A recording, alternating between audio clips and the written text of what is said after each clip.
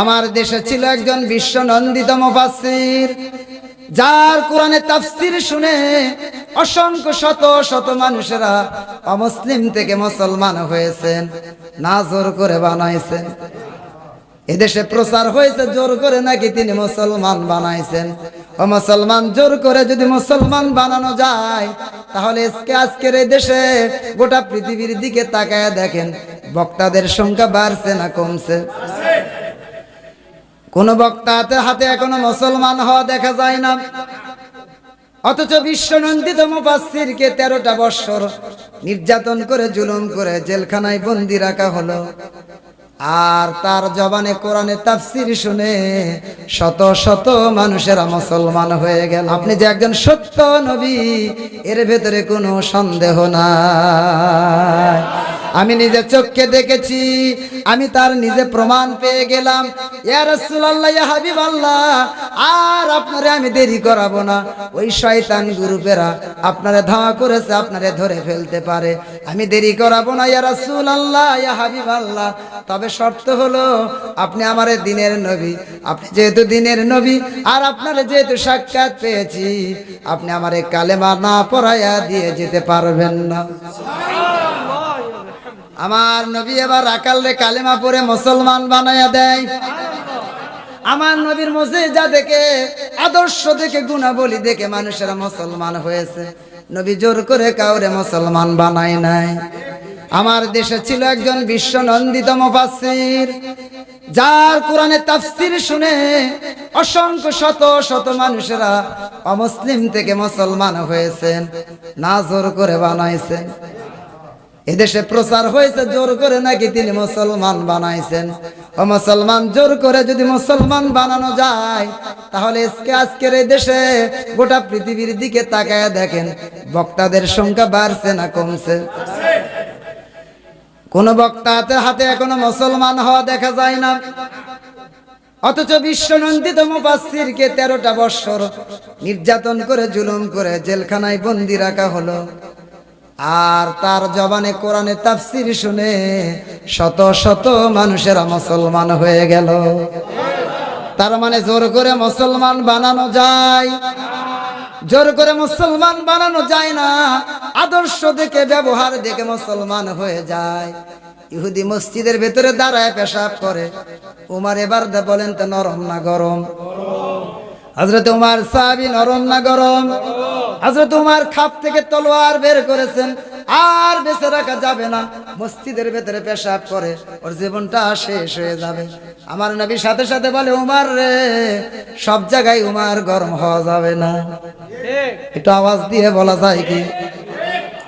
সব জায়গায় গরম হওয়া যাবে না। দাঁড়াও, খাপের ভেতরে তলোয়ার ঢুকাও। নবী বলে বাবা এদিকে এসো। আরে দাঁড়াও, পেশাব করতে দাও, আগে নিংড়ে ট্যাঙ্কি খালি করি, আগে ট্যাঙ্কি খালি হোক। পেশাব করা শেষ হয়ে গেল। ইহুদি চিন্তা করছে সাথে সাথে মুসলমানদের নবী মসজিদে নববীতে হাজির, আর সাথে সাথে একজন গরম সাহাবীও হাজির। আর বুঝি বাঁচার কায়দা নেই, এবার জীবন চলে যাবে। ইহুদি প্রস্তুতি নিচ্ছেন, এখন বুঝি আমার মরতে হবে। নবী বলে বাবা এসো, আমার দিকে এসো। এইটা কি তুমি জানো? বলে হ্যাঁ জানি। এটা কি? বলেন না কেন? এইটা হলো মসজিদ। তোমাদের ধর্মের যে উৎসব, যেখানে তোমরা উপাসনা করো, সেটা কি? বলে মন্দির। সেখানে গিয়ে যদি আমার আবু বকর, আমার উমর, আমার আলী, আমার ওসমান যদি তোমাদের মন্দিরে পেশাব করে, তুমি কি করতা? বলে আপনি বলেন কি? সাথে সাথে কাল্লা বডি যেত একদিকে, ওর কাল্লা যেত আর একদিকে। কিন্তু আমার কোন সাহাবী তোমারে কি এই কাজটা করেছে? ইহুদি বলে ইয়া রাসূলুল্লাহ, ইয়া হাবিবাল্লাহ, আর আমারে বলতে হবে না, আর বুঝাইতে হবে না, আমি বুঝতে পেরেছি সত্য আপনি একটা রহমতের নবী। ওয়া মা আরসালনাকা ইল্লা রাহমাতাল লিল আলামিন।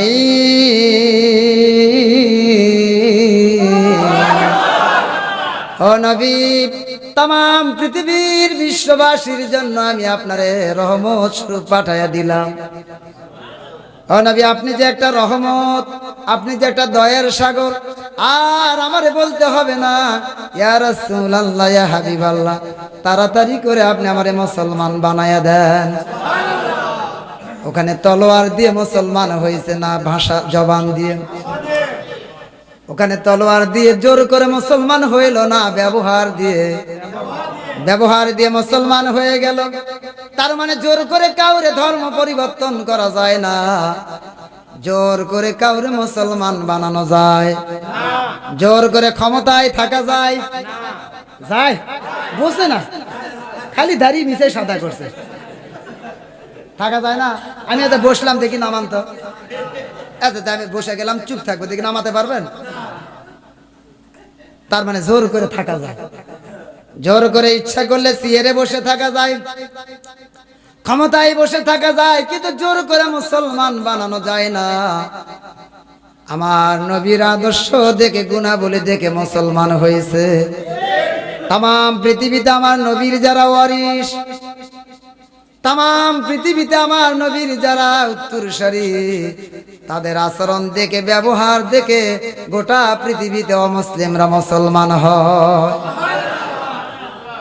জোর করে মুসলমান বানানো যায়? যায় না। এবার আসেন, আমি দেখেন মূল আলোচনা রেখে আসছি সূরা তাওবার কত নম্বর আয়াত? 18। খালি এই নবীর গুণাবলী বলতে বলতেই কিয়ামত পর্যন্ত যদি আমার মতো সলিমুদ্দি আমার নবীর আদর্শের কথা বর্ণনা করি, শেষ হবে? কথা কন্যাকে শেষ হবে? আমার নবীর আদর্শের কথা বলতে এত দূর পর্যন্ত চলে আসছি, প্রায় 1 ঘন্টা হয়েছে। প্রায় কেন 1 ঘন্টা মানে হয়েছে? চিন্তা করেন। তার মানে কিয়ামত পর্যন্ত যদি বলেন কোনদিন শেষ হবে? তাম পৃথিবীতে লক্ষ লক্ষ কোটি কোটি মানুষ সব একদিন হাসরের মাঠে হাজির হয়ে যাবে। খালি একজন কয় রে না, আমি মনে করছি ইভেন চালাক না, ভালো চালাক। দেখছেন কোন জায়গায় কি বলা লাগে জানে? এমনি মজা করে বলছি, কিন্তু দাড়ি সাদা, দাড়ি সাদা হওয়া লক্ষণ ভালো। যখনই দাড়ি সাদা হবে গুনাহ লেখা হবে। দেখছেন এরা চুপ করে আছে কি জানে, যে তাহলে ওই চিন্তা করছে এর পক্ষে হলো ইয়া, এজন্য বলে দেখেন কি চালাক, কি চালাক। এক গণক বলতেছে, বা শোন, তোক যা দেব তোর ভাইয়ের ডবল দেব রে, তোক যা দেব তা তোর ভাইয়ের ডবল দেব। তো চিন্তা করছে কি চাই রে, টাকা যদি আমি চাই 1 লাখ, তাহলে আমার ভাইয়ের হচ্ছে কয় লাখ? 2 লাখ। বাড়ি যদি একটা চাই, তাহলে আমার ভাইয়ের হচ্ছে 2টা। সব দিক চিন্তা করে দেখে, খালি ডবলই ভাইয়ের হয়। ও চিন্তা করে সর্বনাশ, আমার ভাইয়ের হয়েছে ডবল, এটা তো মানে লওয়া যায়। সব ভাবে চিন্তা শেষে সিদ্ধান্ত নিল যে চোখ যদি একটা আমার নষ্ট হয়, তাহলে আর একটা আমি দেখতে পারবো। কথা কয় না, তাই কিনা? এজন্য বললো যে গণক, আমি চাই আমার চোখ একটা কানা করে দাও, তাহলে ভাইয়ের কয়টা হচ্ছে? কি বদের বদ! এই হলো বাংলাদেশের মুসলমান। এ কথা কন না কে? তার মানে ভাইয়ের ভালো দেখতে পারবে না, খালি নিজের ভালো। আর চোখ একটা কানা করে নিল, তাও ভাইয়ের 2টা হোক। দেখছেন, এগুলা আমি বিভিন্ন সময় খুতবা দিতে বলি। আমার মুসল্লি কারা আসছেন? হাত তোলেন তো। দেখছেন, দেখেন কি মহব্বত করে, দেখেন এই ঠান্ডার মধ্যে তা আসছে, আলহামদুলিল্লাহ। এই মসজিদের মুসল্লি যারা, তারা খালি হাত তোলেন, আলহামদুলিল্লাহ। অনেকে আছে, তারপরে তো অনেকে ছিল আসেনি। অনেকে চিন্তা করছে কি হচ্ছে, কোরবান হুজুরকে পাওয়াই যায় সবসময়, এতই সোজা। তা মনে করছে পাওয়া যায়। আচ্ছা যাই হোক, আল্লাহ যাদেরকে কবুল করছেন তারা আসতে পেরেছেন, আলহামদুলিল্লাহ। কি বললাম যে নিজের ক্ষতি চাবে, নিজের কিছু ক্ষতি হয়ে যায় হোক, তাও ভাইয়ের ডবল হোক। এই হলো আমরা মুসলমান, এটাই এখন এটাই চলতেছে। তো আসেন সূরা তাওবার 18 নম্বর আয়াত, যেটা বলছিলাম, এই মসজিদ পরিচালনা কারা করবে, কাদের হাতে মসজিদের নেতৃত্ব দেবেন, কাকে সভাপতি বানাবেন, কাকে সেক্রেটারি বানাবেন, সদস্য বানাবেন, গোটা পৃথিবীর মসজিদ, খালি এই মসজিদ না, এগুলা সমাধান দিয়েছেন কি? আমার আল্লাহ। 4টা গুণ যাদের থাকবে তারা মসজিদ কমিটির সদস্য হবে। সুবহানাল্লাহ কোন? কয়টা গুণ? ইন্নামা ইয়ামুরু মাসাজিদাল্লাহি মান আমানা বিল্লাহি ওয়াল ইয়াউমিল আখির ওয়া আকামাস সালাতা ওয়া আতাজ যাকাতা ওয়া লাম ইয়াখশা ইল্লাল্লাহ فعسى أولئك أن يكونوا من المهتدين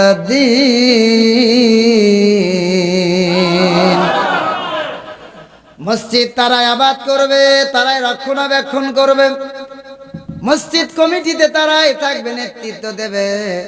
প্রথম শর্ত হলো যারা হলো ঈমানদার। আরো আসতে বলেন, তারা কি? যারা হবে ঈমানদার। ঈমানদার ছাড়া মসজিদ কমিটির সদস্য হতে পারবে না। বলবেন হুজুর তাহলে তো ঠিকই আছে, আমাদের মসজিদের কমিটিতে যারা আছে সবাই তো মুসলমান, সবাই মুসলমান, কিন্তু জোড়া গ্রামে হিন্দু পাড়া আছে না নাই? সেখানে সংখ্যা কতজন হতে পারে? আপনাদের সাথে কম না বেশি? দুর্গা পূজা যখন হয়, দুর্গা পূজার যখন ঢোলে বাড়ি দেয়, ওই সময় ওখানে লোকের সংখ্যা কম না বেশি? ওদের যদি সংখ্যা হয় 80 থেকে 100 বা 300, ওখানে উপস্থিতি হয়ে যায় কমপক্ষে 1000। 300 যদি হয় হিন্দু ভাইয়েরা, ওদের ধর্ম ওরা পালন করবে, কোনো আমাদের আপত্তি নেই। লাকুম দীনুকুম ওয়ালিয়া দীন, ওদের ধর্ম ওরা পালন করবে, কোনো জবরদস্তি নেই। লা ইকরাহা ফিদ্দিন, ধর্ম নিয়ে কোনো বাড়াবাড়ি নেই। ওদের ধর্ম ওরা পালন করবে, কোনো আপত্তি নেই। কিন্তু 300 জন সংখ্যা যদি ওদের হয়, উপস্থিতির সংখ্যা যদি 1000 হয়, বাকি 700 জন বলেন তো সুন্নাতে না অসুন্নাতে? কথা কয় না রে?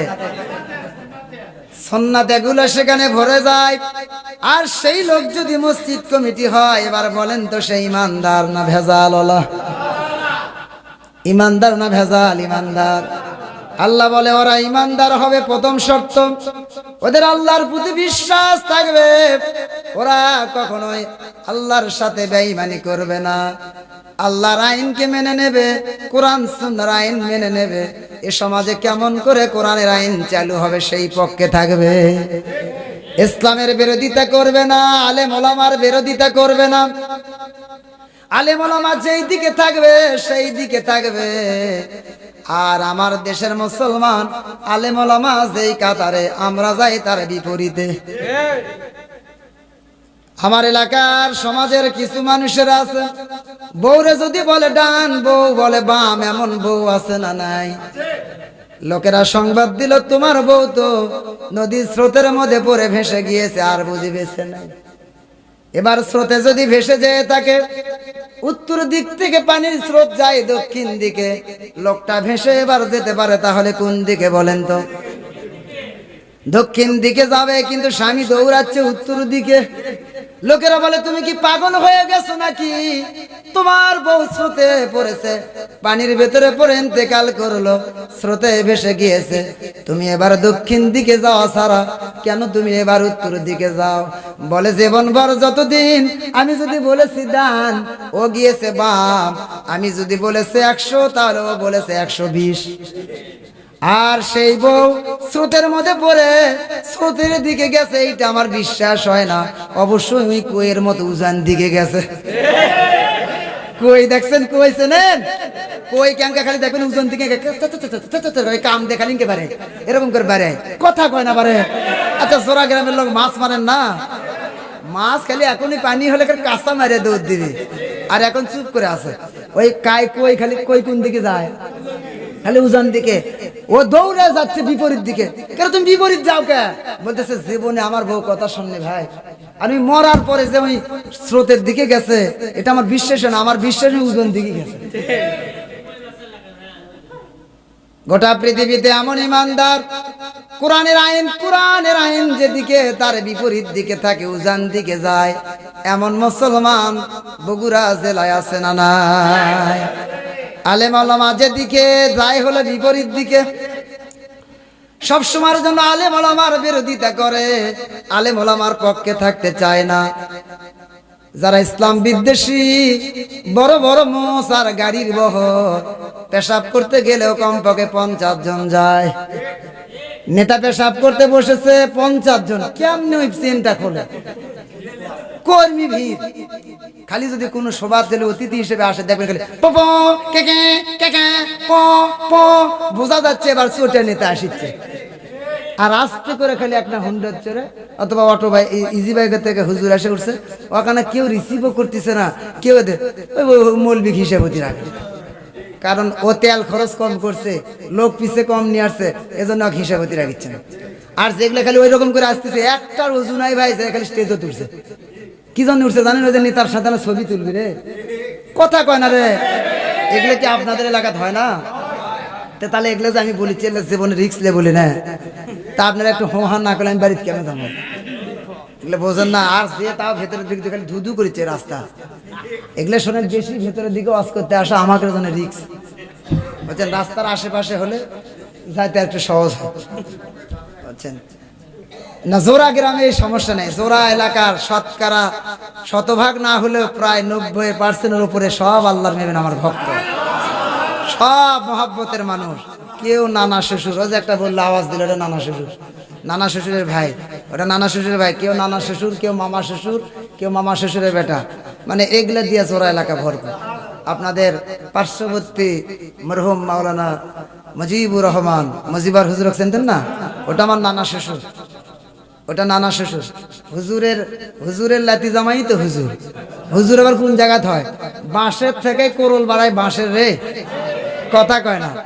আমি হুজুর, আমার শ্বশুর হুজুর, নানা শ্বশুর হুজুর, আমাদের একবারে সিলসিলে খালি হুজুর আর হুজুর। বাঁশের থেকেই তো কোরল বাঁশের হবে। বাঁশের থেকে কি বাঁশ ছাড়া বাঁশ হয়? হয় না। তা আসেন, যেটা বললাম, সব আমরা খালি যাই বিপরীত দিকে। আর আমরা কই ইমানদারের কি নাই, অভাব নাই। আল্লাহ বলেন মান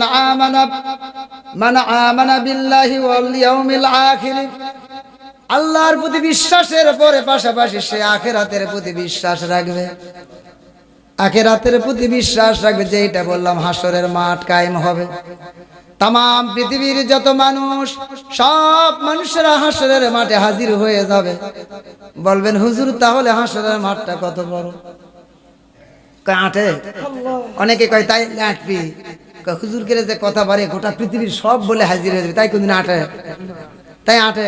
এক আসারি সাহেব আসলে তাই জায়গা নেই, আর ওই এত মানুষ আটে। হাসরের মাঠটা এত বড় হয়ে যাবে, তাম পৃথিবীর যত জিন, সব জিনেরা নিজ নিজ আপন আপন আকৃতি নিয়ে হাসরের মাঠে হাজির হয়ে যাবে। একটু আওয়াজ দিয়ে বলা যায় কি সুবহানাল্লাহ? এবার আসেন, সকল ফেরেশতারা হাজির হয়ে যাবে। আমার আল্লাহ যত ফেরেশতা সৃষ্টি করেছেন, সব ফেরেশতারা হাসরের মাঠে হাজির হয়ে যাবে। তাহলে এত ফেরেশতা আসবে কেমনে, কেমন করে জায়গা ধরবে কোন জায়গায়? এত ফেরেশতার পরিমাণ বিবরণ দিতে অনেক সময় যাবে, দেওয়া সম্ভব না। একটা ফেরেশতার বিবরণ শুধু শোনেন, হযরতে জিবরাইল, নাম শোনেন নাই? আল্লাহর ফেরেশতা হযরতে জিবরাইল, জিবরাইল রে আমার আল্লাহ 600 পাখা দান করেছেন। আর একটু আওয়াজ দিয়ে বলা যায় কি সুবহানাল্লাহ? পাখার পরিমাণ কত? 600 পাখা আমার আল্লাহ দান করেছেন। এই 600 পাখা থেকে একটি পাখা যদি আস্তে করে ছেড়ে দেয়, 30 সেকেন্ডের ভেতরে দুনিয়ার জমিনে ঠেকে যাবে। কিসসা কাহিনী নয়, তাফসীরের কথা।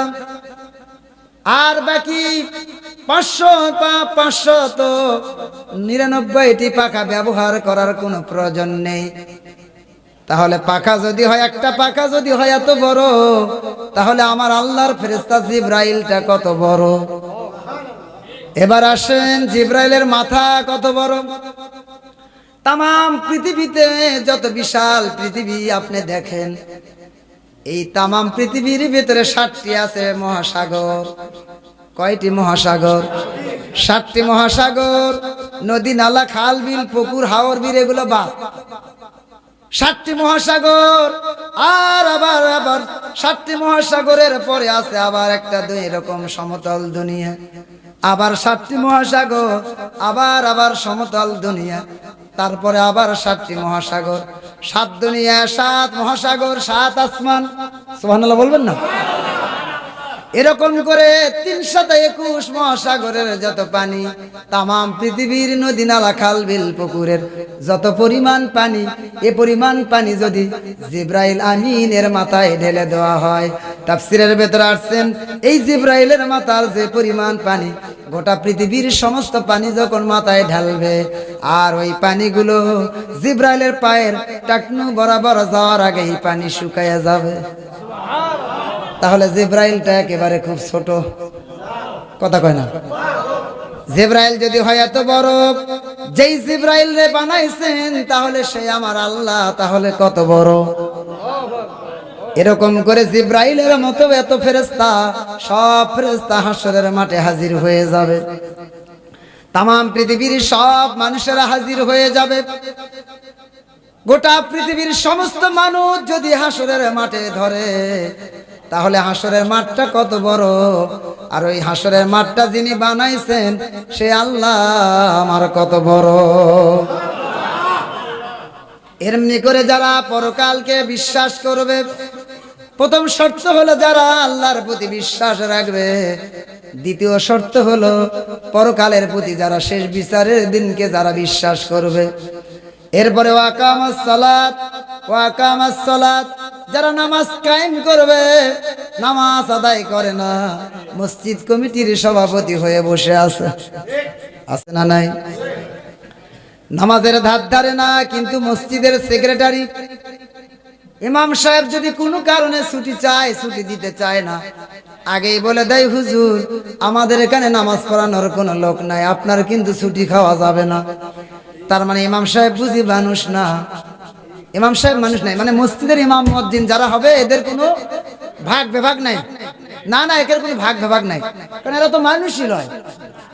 এজন্য আগেই বলে দেয় হুজুর কোনো কিন্তু ছুটি হবে না, ছুটি হবে না আপনি আগেই, কারণ আমাকে এখানে চালানোর লোক নাই। কে?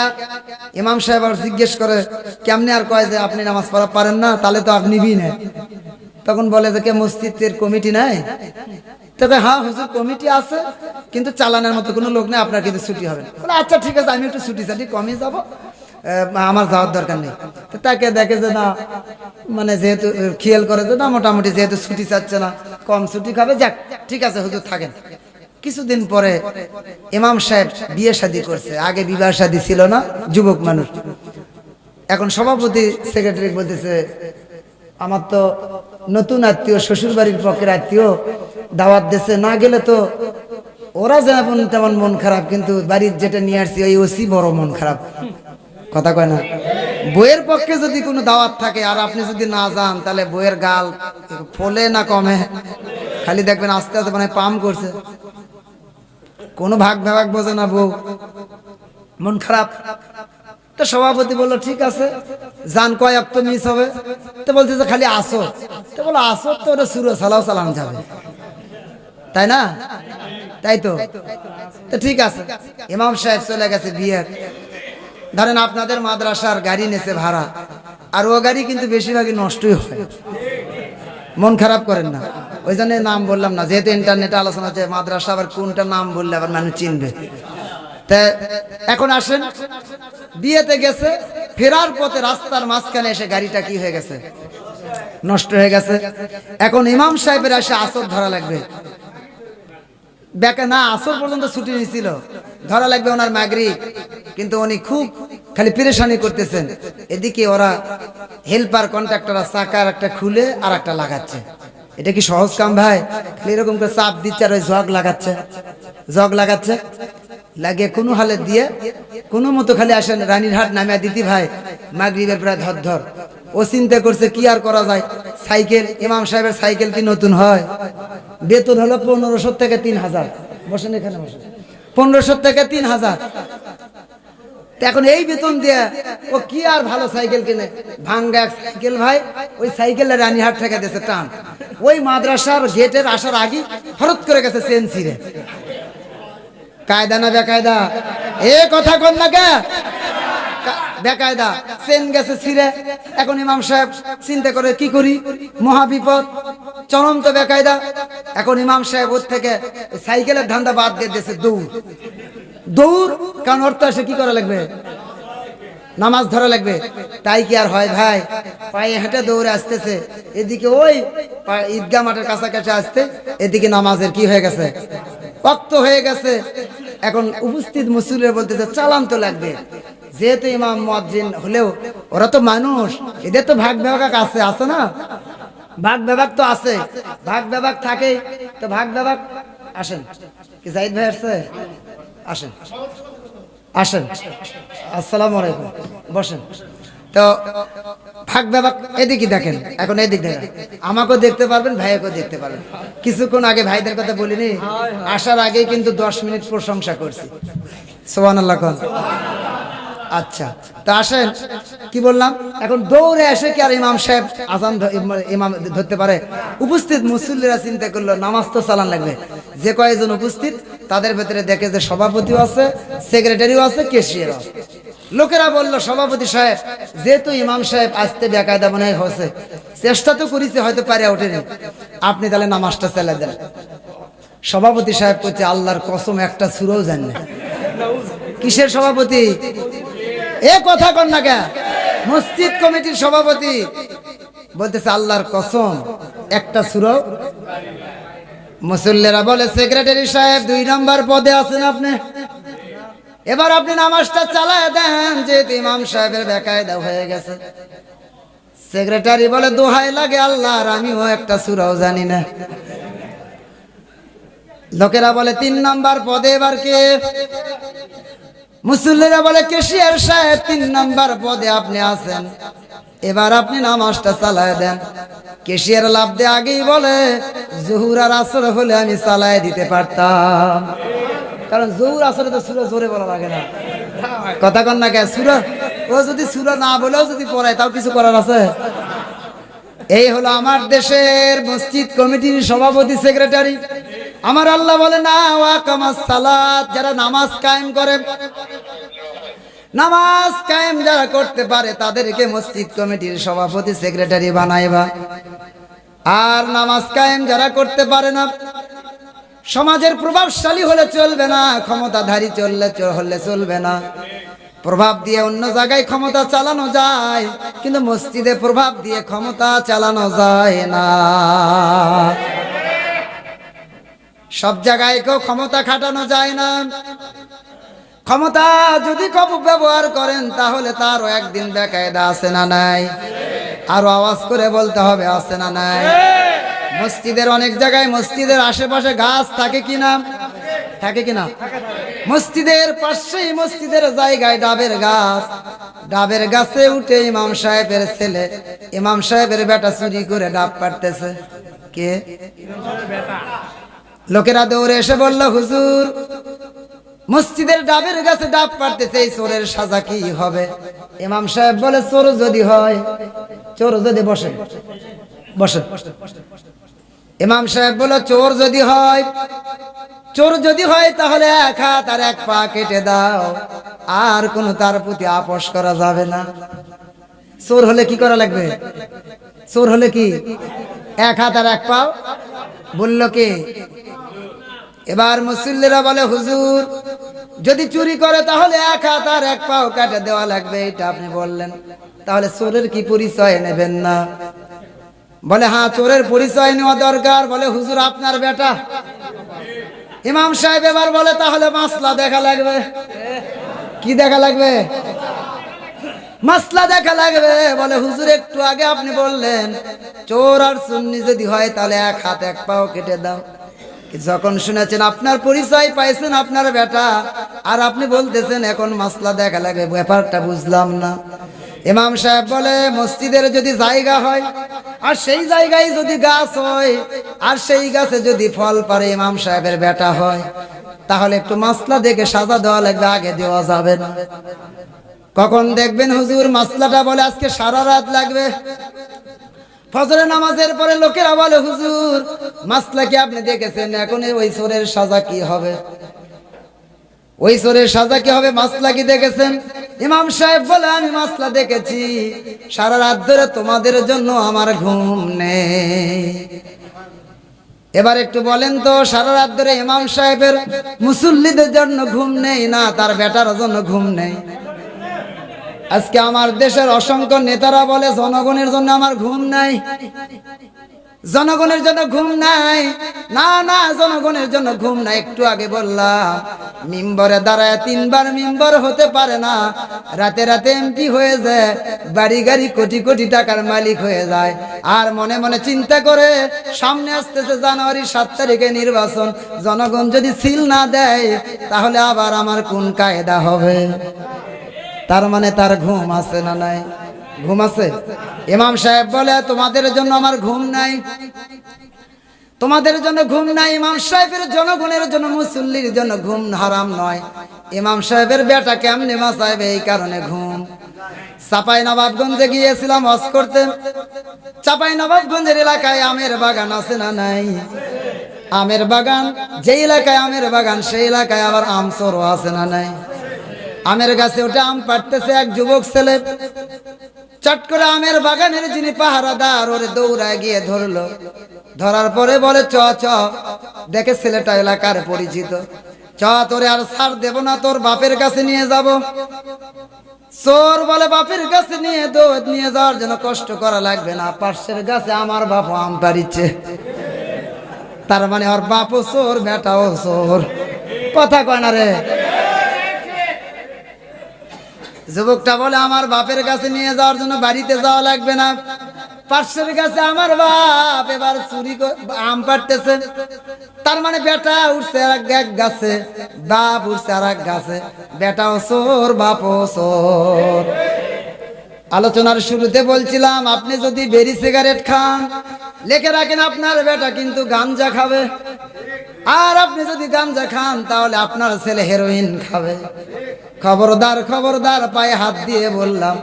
শুরুতেই বলেছি অনেকেই ছিলেন কিনা জানি না, অনেকেই ছোট্ট ছেলেদেরকে বলে যা সিগারেট বেরি নিয়ে আয়।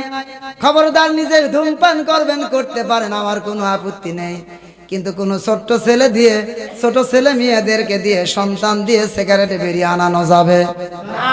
যদি আনতে দেন তাহলে রাস্তার মধ্যে কিন্তু উদ্বোধন করবে। করতে পারে না? ইজাহিদ ভাই করতে পারে না? মনে করে আব্বা আব্বু প্রতিদিনই তোমার টানে দেয়নি কি? আমি একটা টানে দেখি তো। হ্যাঁ, কোটি কোটি মসজিদ আছে না নাই? আমার বাংলার দেশ, বাংলার জমিন মসজিদের জমিন। ঢাকা শহরে যদি যান, আজানের রক্ত যখন হয়ে যায় শুধু আজানের আওয়াজ, এত মসজিদ শেষ করতে পারবেন না। বগুড়ার শহরেও যান, খালি মসজিদ আর মসজিদ। নবী আমার মক্কা থেকে যখন মদিনায় হিজরত করলেন, কুবা গ্রামে, কুবা মহল্লায় আশ্রয় নিয়েছেন সর্বপ্রথম। কি মহল্লায়? কুবা এলাকায় আশ্রয় নিয়েছেন। বিশ্ব নবী আমার সর্বপ্রথম কুবা গ্রামে, কুবা মহল্লায় মসজিদে কুবা নির্মাণ করেছেন। আওয়াজ দিয়ে বলা যায় কি সুবহানাল্লাহ? মসজিদে কুবায় আমার নবী বলেন, মসজিদে কুবায় হজ অথবা উমরা করতে গিয়ে যারা 2 রাকাত সালাত আদায় করবে, নবীজি বলেন তাদের আমলনামায় একটি উমরার সওয়াব লিখে দেওয়া হবে। এই কারণে যারা হজে যায়, এই কারণে যারা উমরায় যায়, তাদেরকে মসজিদে কুবাতে সফরে নিয়ে যাওয়া হয়। সেখানে কোনো ওয়াক্ত হতে হয় না, ওয়াক্তের কোনো প্রয়োজন নেই, যে কোনো সময় সেখানে গিয়ে 2 রাকাত সালাত আদায় করে। নবী আবার মসজিদে কুবা, কুবা এলাকা থেকে মদিনায় আসলেন। মদিনায় এসে নবী আমার মসজিদে নবাবী প্রতিষ্ঠা করেছেন, কায়েম করেছেন। আওয়াজ দিয়ে বলা যায় কি সুবহানাল্লাহ? মসজিদে নবাবী বর্তমানে যারা দেখবেন, আমার আল্লাহ আমারে দেখাইছেন 2 বার যখন গেলাম, মসজিদে নবাবীর ভেতরে যখন ঢুকবেন মনে হয় যেন এটা দুনিয়া নয়, এটা কোনো মসজিদ নয়, এটা হলো জান্নাত। সোনার মদিনায়, সত্যই সোনার মদিনা। সেই মসজিদে নবাবীর ভেতরে নবী আমার চিরদিনের জন্য ঘুমায় আছেন। আওয়াজ দিয়ে বলা যায় কি সুবহানাল্লাহ? আম্মা জান আয়েশা বলেন, আমার নবী বলেছেন তাম পৃথিবীতে তোমরা মহল্লায় মহল্লায় মসজিদ নির্মাণ করবে। কি নির্মাণ করবে? মসজিদ নির্মাণ করবে, এই মসজিদগুলো সৌন্দর্য করবে, এই মসজিদগুলো সুগন্ধিময় করবে, সুন্দর পরিবেশ করবে। শুরুতেই বলছিলাম মসজিদের পরিবেশ ছিল কি, এখন একটু তাকায় দেখেন কি। নবীজি বলেছেন, আম্মা জান আয়েশা বলেন, আমার নবী বলেছেন মহল্লায় মহল্লায় মসজিদ কায়েম করবে, সেই মসজিদগুলো সৌন্দর্য করে সুগন্ধিময় করবে। সালাতে রক্ত যখন হয়ে যাবে সেখানে সালাত আদায় করবে। মসজিদ যত বেশি হবে নামাজি তত কম হবে না বেশি হবে? যত মসজিদ হবে লোকেরা নামাজি হয়ে যাবে। আজান যখন হবে লোকেরা আজান কানে পড়বে। একদিন, 2 দিন, 3 দিন, 4 দিন, আস্তে আস্তে করে দেখবেন 2, 4, 10 দিন পরে কোন না কোনো দিন আমার আল্লাহ ওরে কবুল করবে। জোর করে মসজিদে আনানোর কোনো প্রয়োজন নেই, মানুষকে বুঝান। জোর করে লাঠি চার্জ করে তলোয়ার দিয়ে মুসলমান বানানো লাগবে না। ব্যবহার যদি ভালো হয়, নরম আচরণ যদি করতে পারেন, ভালো ব্যবহার যদি করতে পারেন, আমার আপনার আচরণ দেখে মানুষেরা মুসলমান হয়ে যাবে। একটু আওয়াজ দিয়ে বলা যায় কি সুবহানাল্লাহ? এই মসজিদ বানানোর জন্য, মসজিদ যদি নির্মাণ করতে চান আর মসজিদ যদি বানাইতে চান, তাহলে টাকার দরকার আছে না নাই? টাকা ছাড়া হয়? আজকের যে অনুষ্ঠান হচ্ছে টাকা ছাড়া হয়? হয় না, টাকার দরকার লাগে, অনেক টাকা লাগে। বলবেন হুজুর কিসের টাকা লাগে? যে মাইক চলতেছে, এই মাইক আপনার মসজিদের মাইক নয়, এক্সট্রা ভাড়া নেওয়া মাইক, এখানে একটা খরচা আছে না নাই? এরপরে আমি কথা বলতেছি, কি মনে করছেন ফ্রি ওয়াজ হচ্ছে? ফ্রি ওয়াজ নাই, আমার সময় লাগছে। এই যে এতক্ষণ যেগুলো বললাম এগুলো আমার সংগ্রহ করতে টাকা লাগছে, ময়না টাকা লাগছে। অনেকে এখন বলতেছে হুজুর যখন দেখবেন 3 ঘন্টা ওয়াজ হয়ে গেছে ওই সময় একটা মুফতি বাড়ায়।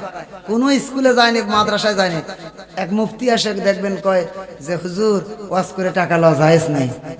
তো ওয়াজ করে টাকা লওয়া জায়েজ নাই, 10 কেজি পেঁয়াজ কিনে দে। পেঁয়াজের দাম কমই আছে, এ কথা কর না কে? পেঁয়াজের দাম কম না বেশি? তাহলে এটার একটা খরচ আছে। আপনাদেরকে কিছুক্ষণ পরে আপনাদের সামনে খানা দেওয়া হবে, তাবারক দেওয়া হবে, এটার একটা ব্যয় আছে না? এই খানার প্রচুর ব্যয়। 1 কেজি গরু গোস্তর দাম বর্তমান কত টাকা? 650, 700 টাকা।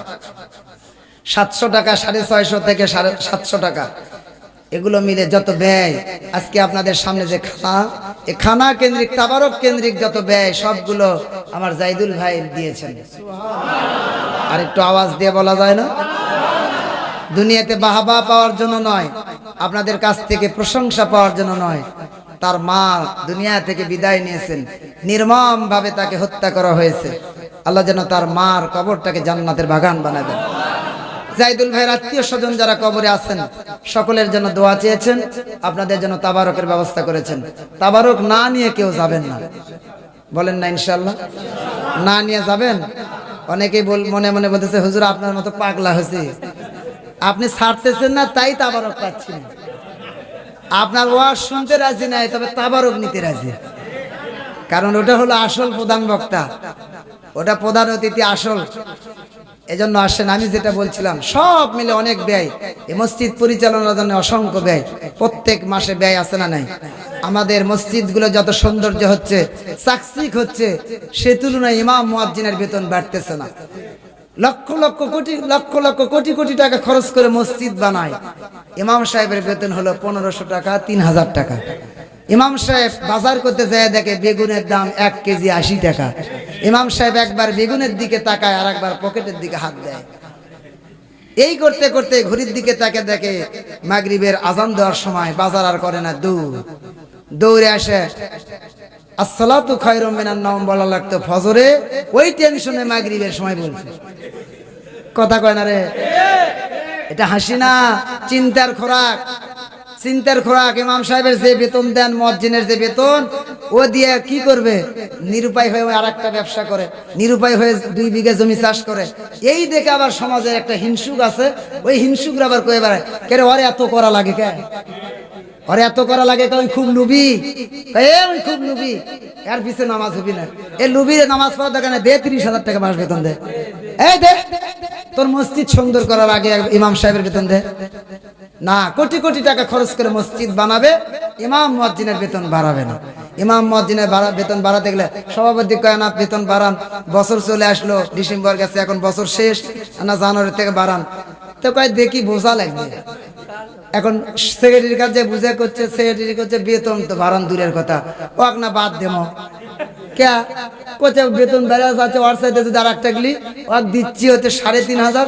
এখন নতুন করে একটা রাখলে অনেক মেলা পাওয়া যায়, জোড়া মাদ্রাসাতে এক ছাত্র রাখলে 2,000 টাকা মাস, 1,500 টাকা আমার লাভ হচ্ছে। তো কি জানালে বেতন বেড়ে চালে ইমামতি নাই, কথা কয় না। এই ভয়েতে ইমাম মুয়াজ্জিন অনেক জায়গায় আছে এরকম গালি মারে থাকে, যা দিচ্ছে দিক, তা অন্তত বাতিটা জ্বলু, কথা কয় না। পানাই বললাম তা আসেন, এই মসজিদের অসংখ্য ব্যয়, এই মসজিদ কিয়ামত পর্যন্ত জারি থাক চান না? এই মসজিদ কিয়ামত পর্যন্ত চালু থাক চান না? কিয়ামত পর্যন্ত এই মসজিদ আবাদ হোক, যারা চান শুধু তারা হাত তোলেন, আল্লাহর রাস্তায় হাত তোলেন। লিল্লাহি তাকবীর, লিল্লাহি তাকবীর।